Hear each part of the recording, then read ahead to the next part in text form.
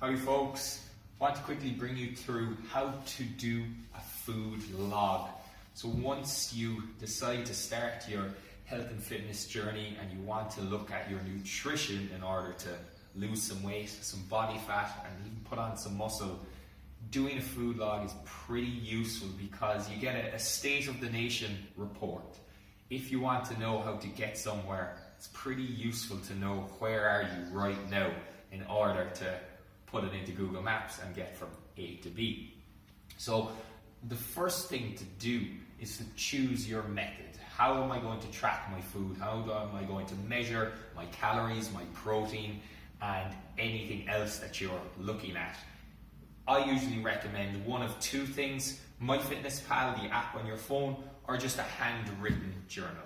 Now there are many other ways that you can do it, such as taking pictures, such as counting portions, such as just doing restrictive eating, and even using other apps or other methods using recipe guides. There are lots of methods out there. To be honest, the one that works for you is the one you should do.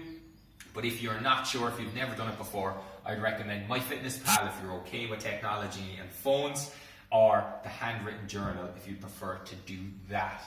The next thing you have to be pretty on the ball with, or just conscious of, the accuracy. You're never going to be 100% accurate. You just aren't. The research suggests that you can be off by 40, 50, even 60%. So if you're putting down a chicken breast, potato and mash into MyFitnessPal and it gives you back 500 calories, you could be off by 3, 4, 500 calories. You could get it completely wrong. But it's reducing that variance of inaccuracy is where you'll get the real benefits out of MyFitnessPal. So if you're 80% accurate, you will get most of the results. If you start at 50%, but you're constantly questioning everything that you put in, that you're going, that chicken breast, I reckon it's actually more than what I think it is. The chicken breast packet has a label. I'll actually scan that. Oh right, it actually was more. Or I'll put the chicken breast onto a weighing scales. Oh right, that's how much it is. I put that into MyFitnessPal. I remember the size, or I remember the specific brand, and that stays in MyFitnessPal forevermore. As you can imagine with the journal, it's not going to be as accurate unless you weigh things or even take pictures of things or be quite sure of what you're doing or what you're recording is what you're actually consuming, okay? So sticking with it will be the third thing. It's tough at the start, it's stressful, it's annoying, it might tell you you're eating way more calories than you think, and that means you're going to have to eat less, and that can be annoying, but that's weight loss in a nutshell. Or you can be reporting 1,000 calories and you used a weight loss calculator that told you should be losing weight on 1,800 calories. All that's telling you is your accuracy is quite a bit off, and you just have to go back to the drawing board and just try and be more accurate. Stick with it. When eating out, it's going to be harder to track. When making big, massive Jamie Oliver style recipes, it's going to be harder to track because you've lots of ingredients. You're not going to know, is it an ounce, is it a gram, is it a pound, is it a cupful, is it a fistful? All these different ways of measuring. If you can just set them to grams, you can set on your accuracy everything to grams. Get out the weighing scale, measure it once, boom.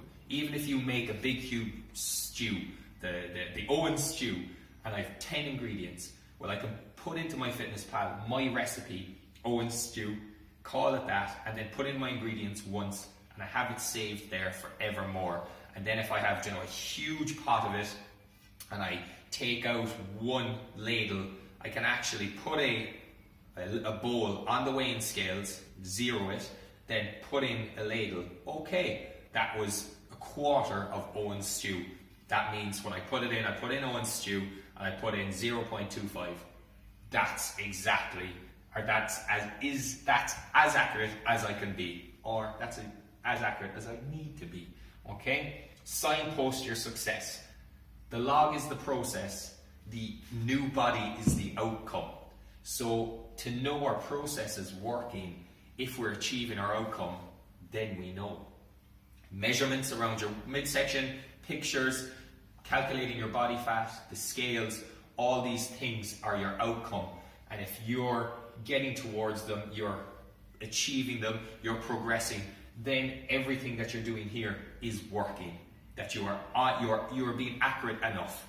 Your degree of variance isn't crazy, it's whatever it is. If you're achieving your outcome, if you're losing weight, losing body fat, feeling good, not feeling hungry or deprived, you are signposting your success and the process is working. The last one is be flexible. Some days you'll forget to track, some days you'll forget to put things in, some days you'll go under and over, that's okay. Just be flexible with it. When you're counting calories using the MyFitnessPal method, you can fit in the odd ice cream, you can fit in the odd pint, because you'll know what your calories are.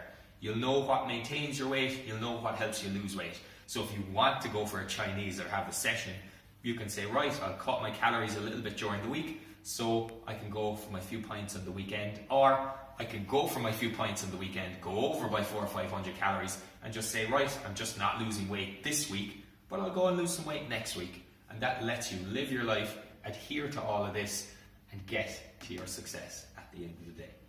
Alright? Thanks.